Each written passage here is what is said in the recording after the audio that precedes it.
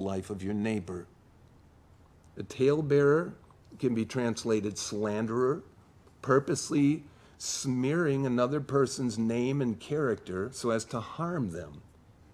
It's used here in the context of justice, and it's seen to be such a powerful weapon. Slander is such a powerful weapon that it can take another person's life.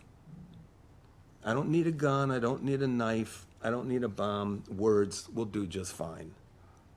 I can speak behind their back, I can talk about them, I can make up things about them and destroy that person. The tongue is a fire, James says. It is a world of iniquity. The tongue is so set among our members, among the parts of the body, that it can defile all the rest of the body. And it sets on fire the course of nature. It is set on fire by hell, James 3:6. In other words, the evil tongue sets into motion a whole course of destructive events because Satan is the source.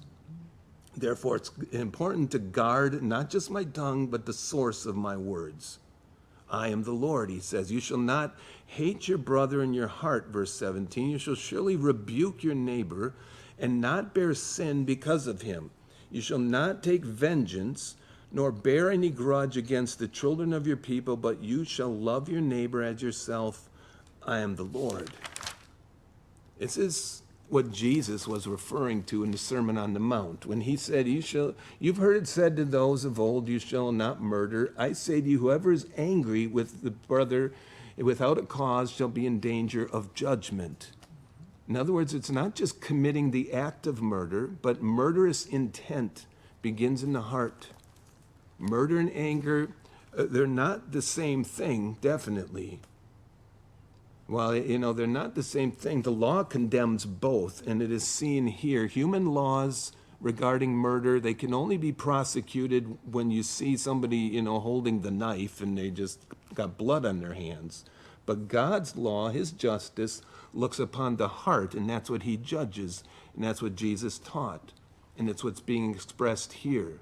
This law doesn't just command external conformity, but here in the heart, ironically, the heart of the law, right in the midst of it, internal conformity to a holy God is commanded by not hating my brother in my heart, but loving my neighbor. Do not hate your brother, but you shall surely rebuke him.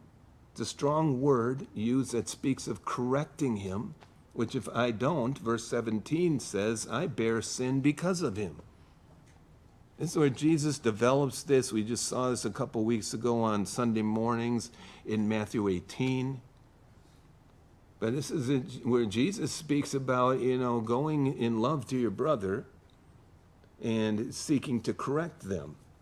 And there's an imposed accountability back here in the law amongst God's people to get along with the command to do so being placed upon the person who is wronged. Vengeance and grudge-bearing come from having someone do me harm or do wrong to me.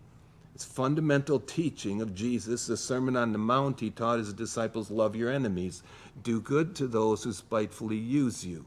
He was just teaching basic principles from God's moral law.